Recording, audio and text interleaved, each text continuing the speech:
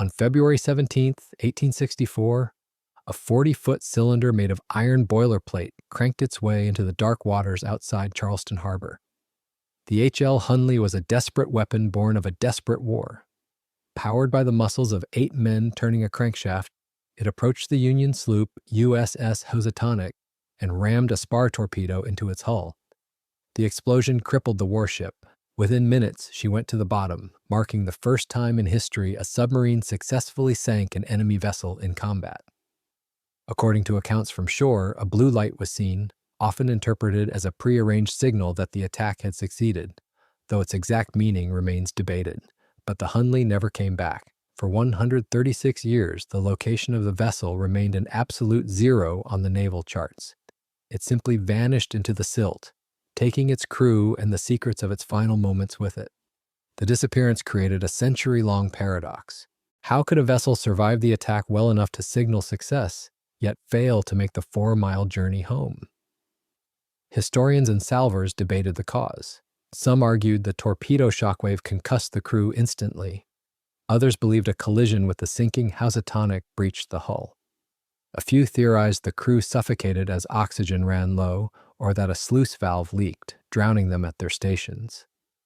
Without the physical ship, these were merely ghost stories. The answer lay buried under several feet of sediment in about 30 feet of water, hidden by the Atlantic Ocean until its discovery in 1995. 5 years after verification, the recovery operation began with a singular mandate. This would not be a standard commercial salvage.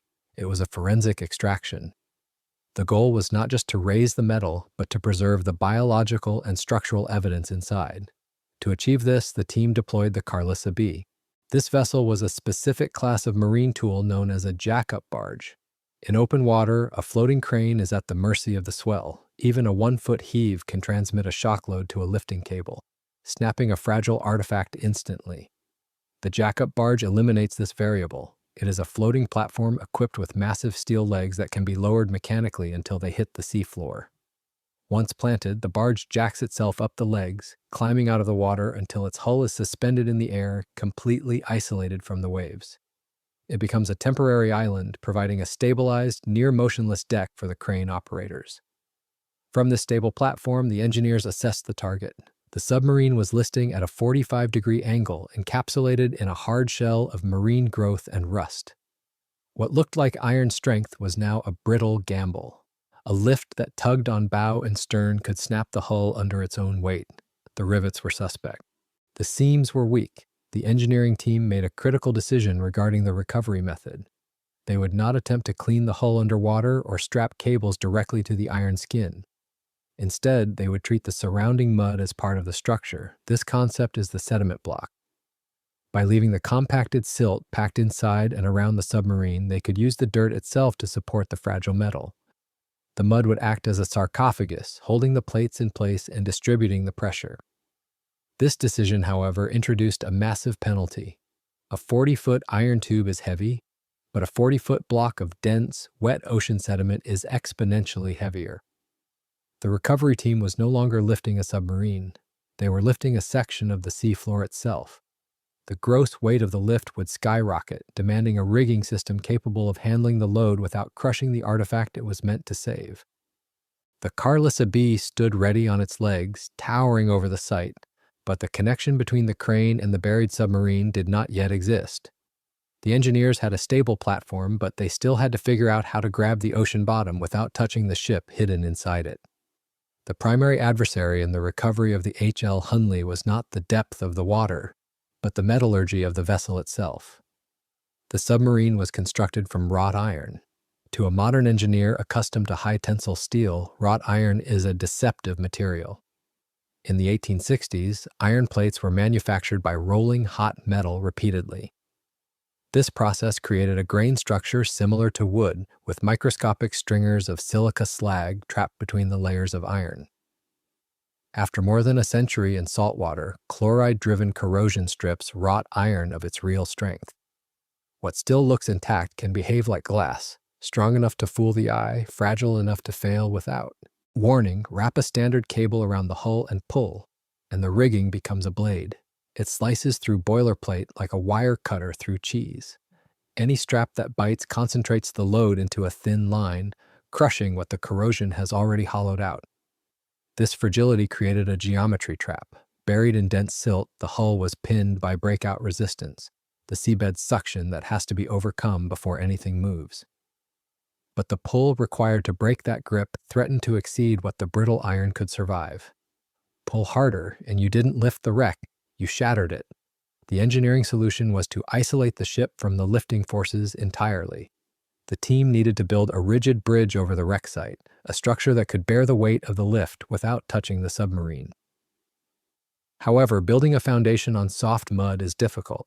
Driving standard piles requires a pile driver, a massive hammer that pounds the support into the ground.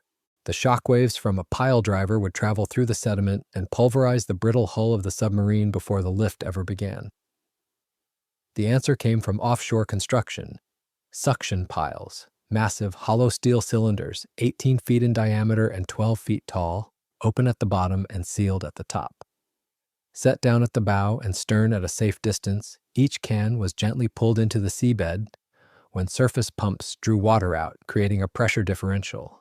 The ocean's own weight pressed on the sealed roof and drove the cylinder down smoothly, silent, vibration-free, and deeper with every gallon removed.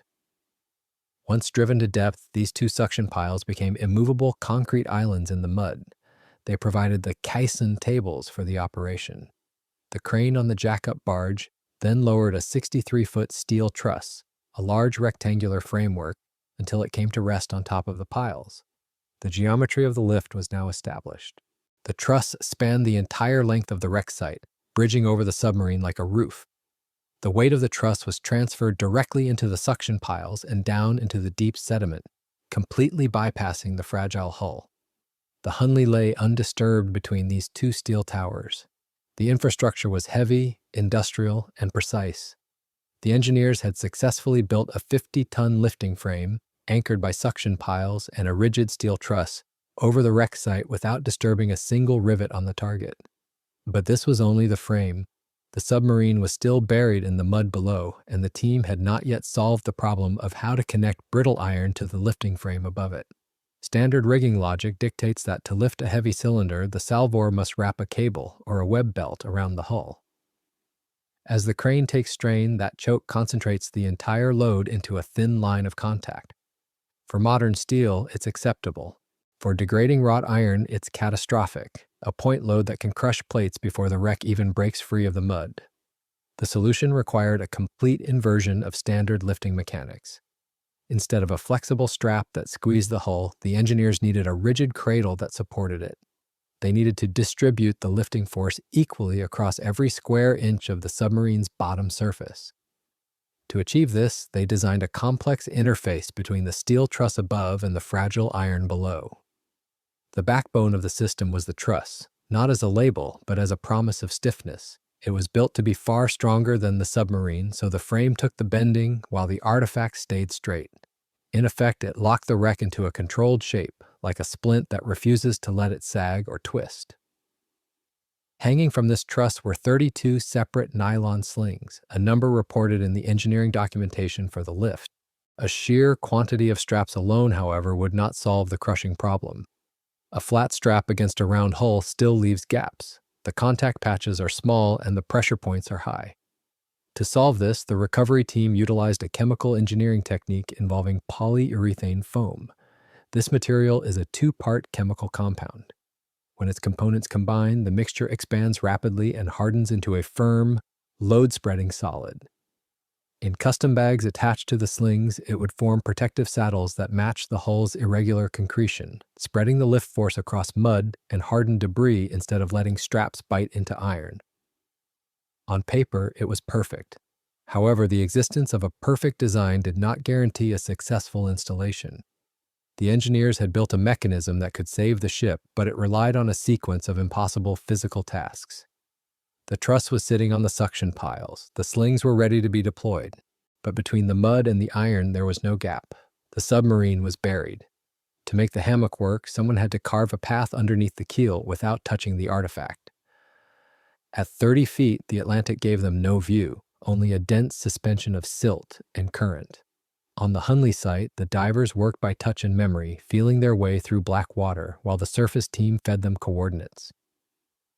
In that blindness, they had to execute the most delicate phase of the operation, the excavation of the tunnels. This task carried a severe physical risk. To install the sling system, a diver had to crawl into holes excavated beneath the curved hull, placing himself directly under a 40-foot iron cylinder already canted hard to one side and showing signs of structural failure. If the sediment shifted or if the hull gave way, he would be trapped or crushed instantly. There was no safety margin. Using handheld suction dredges, they carefully vacuumed away the mud to create narrow passages under the keel. This was a tactile game of inches. If a diver dug too aggressively, the unsupported section of the submarine might crack. If they touched the hull with a metal tool, they risked puncturing the iron. The placement of these tunnels had to be exact. The engineers had calculated the load distribution for every section of the hull. If a sling was off by a few inches, it could create a shear force that would snap the keel. The divers had to measure these distances in the dark, communicating with the surface control to verify their coordinates, while the currents constantly threatened to push them off station. However, as they cleared the mud, the divers were not touching bare metal. Over 13 decades, the submarine had encased itself in a natural armor called concretion. This is a geological and biological phenomenon common in saltwater wrecks. As iron corrodes, it attracts marine organisms, sand, and shell fragments. These elements bond with the rust to form a rock-hard, cement-like coating. On the Hunley, this layer acted as a chaotic shield. It obscured the rivets and the seams, hiding the true surface of the vessel. While the concretion made the hull ugly and irregular, it also provided a crucial layer of structural reinforcement. It held the flaking iron together like a natural cast. The divers were not feeling for smooth boilerplate. They were navigating a rough, jagged landscape of hardened ocean debris. One by one, the divers cleared the paths. Through each tunnel, they threaded a nylon sling under the keel and attached both ends to the steel truss hanging overhead. They repeated the sequence until the hull was held in a complete web of rigging. With the slings in place, the chemical phase began. The divers triggered the injection of the polyurethane foam into the sling bags. In the darkness, the liquid expanded, surging around the concretion and filling the voids between the submarine and the straps. This application of foam was the critical interface. In darkness, the divers checked the bags by touch, hunting for gaps and soft spots before the material set. As it hardened, the separate slings stopped behaving like individual straps and became a single, unified cradle. The sediment block was now mechanically connected to the truss. The soft mud, the hard concretion, and the brittle iron were fused into one recoverable object. The divers cleared the area, ascending to the surface or retreating to the support vessels. The human component of the work was finished. The site was now a machine interface. On the deck of the Carlissa B, the crane operator watched the tension gauges. The slack began to come out of the main lift cables. The connection was solid. The only thing left to do was to apply force and see if the physics held. The crane on the Carlissa B began to retract its main cables. The steel lines went taut, vibrating with the tension of the load below. Hanging beneath the truss was a calculated mass of 47,700 pounds. The iron hull packed with waterlogged silt and wrapped in concretion, not the weight of the system above. It was a heavy, dead weight suspended by a web of nylon and steel. The critical phase was the breakout. In salvage physics, this is the moment an object overcomes the surface, tension, and suction of the seabed. For the H.L. Hunley, the breakout was the point of maximum danger. If the suction held too tightly, the crane might apply too much force, causing the truss to flex or the slings to bite too hard into the sediment block. The operators increased the lift in small, incremental steps. They watched the load cells for any spike that would indicate resistance. Slowly, the grip of the Atlantic mud gave way. The suction piles remained in the floor, but the truss and its precious cargo began to rise. As the assembly ascended through the water column, the operation moved into a zone of silence. The divers monitored the rigging, ensuring no sling slipped from its position. Looming over the procedure was the vessel's armament, the spar torpedo that had made history at the USS Housatonic. Any combat wreck carries the question of ordnance, and black powder, no matter how long it has been submerged, demands respect when its condition is unknown. The engineers treated the bow like a live hazard, fully aware of what they were lifting. The lift speed was glacial. The crane brought the truss up inch by inch to avoid creating hydrodynamic drag that could wash away the protective mud. At the surface, the water began to churn. First, the steel beams of the truss broke the waterline, dripping with slime. Then, the sling straps appeared. Finally, the main mass of the object breached the interface. It did not look like a ship. It looked like a long, dark cylinder of mud and debris suspended in a hammock of slings, the real hull still sealed somewhere inside. The crane swung the massive assembly toward the transport barge. This was the final transfer. The truss was lowered onto a prearranged cradle on the barge deck. The weight settled. The cables went slack. After 136 years, the H.L. Hunley was topside again. It was a recovered artifact, resting on a steel deck in the open air. The engineers secured the truss for transport. The recovery was a triumph of structural and chemical engineering. They had cheated the physics of brittleness and corrosion, bringing the vessel up without snapping it in half. But as the barge prepared to tow the prize to the conservation center, the focus shifted from the steel exterior to the unknown interior. The submarine was safe, but the crew was still inside. The lift had been a construction project. The next phase would be a forensic investigation. The mud that had protected the ship during the lift was now the only thing standing between the forensic team and the answer to why the submarine never came home. Inside the Warren Lash Conservation Center, the forensic excavation of the H.L. Hunley began. The mud lifted with the wreck had preserved the interior layers in place, leaving the story intact for careful hands. Archaeologists removed the silt layer by layer, traveling back in time through the vessel's final moments. What they found inside the narrow iron corridor contradicted almost every dramatic theory of the submarine's loss. The remains of the 8 crew members were still at their posts. The captain was found at the con, his station located near the forward viewport. The 7 men at the hand-cranked propeller shaft were sitting on their benches, their bones resting exactly where they had worked in life. There was no bottleneck at the escape hatches. There was no evidence of a desperate clawing for the surface or a pileup of bodies near the exits. In a standard drowning or suffocation event, human instinct overrides discipline. Men panic and fight for air. On the Hunley, the men had simply stopped moving. This frozen tableau suggested that whatever killed them happened instantly or so quietly that they did not realize the end was inevitable until the lights went out. This discovery brought the shockwave theory to the forefront of historical analysis. The spar torpedo had detonated less than about 16 feet off the bow. Modern blast modeling suggests the pressure wave traveled through the water and transmitted through the iron hull, with a high probability of causing fatal blast injuries to the crew's lungs and soft tissues. If that happened, they may have been rendered unconscious very quickly before the submarine even began to drift, and that reported blue light still lingers. The evidence preserved by the sediment lift allows these questions to be asked even if the answers remain elusive. The recovery of the Hunley was a partial victory for history, but a total victory for salvage engineering. The mission proved that a fragile, degraded artifact could be recovered from a hostile marine environment without sacrificing its structural integrity. The combination of the suction pile foundation, the rigid steel truss, and the chemical precision of the polyurethane foam created a blueprint for future forensic recoveries. They did not just drag a wreck to the surface, they transported a crime scene intact. This method demonstrated that with enough planning and the correct application of physics, the ocean can be forced to surrender its prizes without destroying them. Today, the submarine rests in a chilled treatment tank, where conservators use controlled chemical baths to pull salt and chlorides from the iron. It is a slow stabilization process that can take many years, preparing the brittle metal to survive in the open air. The concretion has been chipped away, revealing the rivets and the battle scars of 1864. The 8 men who cranked the machine into history have been laid to rest with military honors. The H.L. Hunley is no longer a legend vanishing into the silt. It is a physical reality, a testament to the courage of its crew and the cold, calculated ingenuity of the engineers who brought it back.